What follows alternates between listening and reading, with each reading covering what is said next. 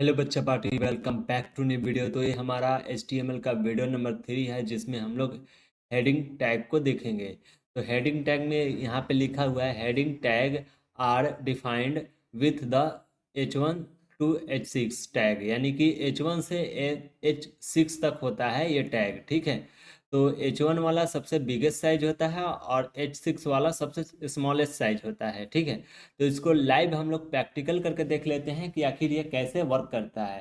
तो यहाँ पे मैं पीपीटी को, यानी कि मैं अपने नोट्स को मिनिमाइज यानी कि स्किप कर जाता हूँ और मिनिमाइज कर देता हूँ। ठीक है, अब मैं यहाँ पे VS कोड को ऑन करता हूँ। ठीक है, तो मैं यहाँ पे वेबसाइट कोड जो कि मैंने पहले बना के रखा है, इसमें मैं HTML में आ जाऊँगा और HTML में आके यहाँ पे मैं आ जाऊँगा HTML में। राइट, ओके, तो मैं HTML यहीं पे मैं कोड वो करूँगा। ठीक है, तो राइट क्लिक करके ओपन विथ भी कोड पे मैं क्लिक करूँगा, तो यहाँ पे मेरा VS कोड ओपन हो जाएगा। ठीक है, अब मैं यहाँ पे प्लस पे क्लिक करूँगा, तो इससे क्या होगा, एक नया फाइल बनेगा।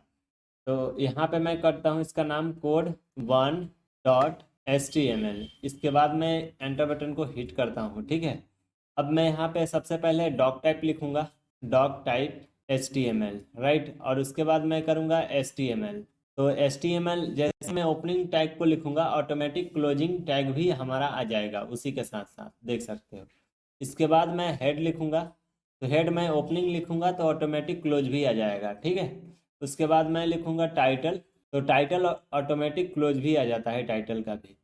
तो यहाँ पे मैं टाइटल में लिख देता हूँ हेडिंग, हेडिंग टैग।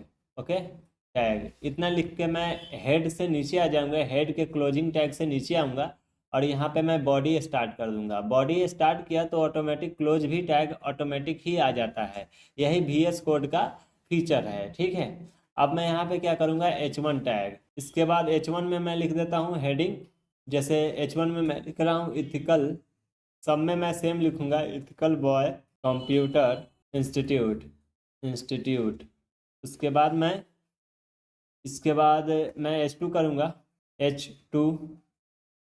और H2 में भी मैं सेम चीज़ें लिखूंगा, तो मैं कॉपी करके मैं नीचे पेस्ट कर दूंगा, क्योंकि बार बार लिखूंगा तो थोड़ा समय लगेगा, इसलिए मैं कॉपी पेस्ट मारूंगा। ठीक है, इसके बाद H2 हो गया, क्योंकि मैंने आपको थ्योरी में बताया है कि H6 तक वर्क करती है, H6 तक है। सबसे बिगेस्ट साइज H1 है और सबसे स्मॉलेस्ट साइज H6 है। तो यहाँ पे मैं फिर से H3 के अंदर भी मैं सेम चीज़ को मैं पुट कर देता हूँ, फिर से मैं H4 करता हूँ और इसमें भी मैं सेम चीज़ें पुट करता हूँ। फिर इसके बाद फिर से मैं H5 करूँगा, तो H5 का ऑटोमेटिक क्लोजिंग टैग आता है। उसके बाद मैं फिर से यहाँ पे पेस्ट कर दूँगा। फिर इसके बाद H6 करूँगा और ये क्लोज। अब H6 में भी मैं सेम चीज़ें लिखूँगा और मैं Ctrl+S करके लाइव सर्वर को चला दूँगा। यहाँ पे देख सकते हो ये लाइव सर्वर है, मैं इसे चला दूँगा। ऐसे जैसे ही मैं चलाऊँगा तो देख सकते हो साइड में चल रहा है। तो देख सकते हो सबसे बिगेस्ट साइज कौन सा आ रहा है और सबसे स्मॉलेस्ट साइज कैसा है, ये देख सकते हो।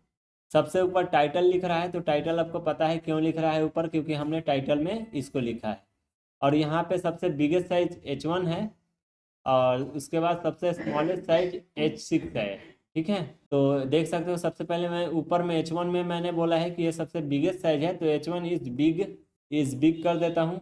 और H6 इज, ये आपको दिखाने के लिए, ताकि आप देखो कि हाँ लास्ट वाला कैसे छोटा है, इज स्मॉल, स्मॉल, Ctrl+S।